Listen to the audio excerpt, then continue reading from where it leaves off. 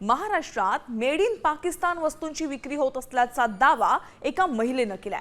पिंपरी चिंचवडमधील श्री मोरया गोसावी मंदिर यात्रेतून खरेदी केलेल्या चादरीवर पाकिस्तानी लेबल आढळल्याचा दावा महिलेनं केलाय। भारतात पाकिस्तानी वस्तूंवर कडक निर्बंध असताना ही चादर स्थानिक बाजारात आली कशी असा गंभीर प्रश्नही उपस्थित होतोय।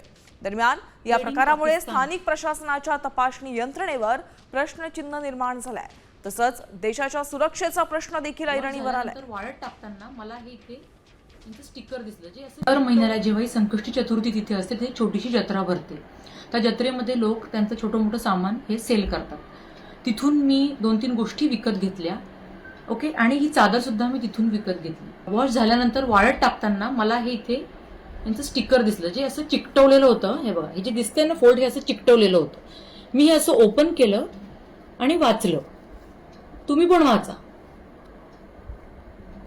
दिसतंय मेड इन पाकिस्तान।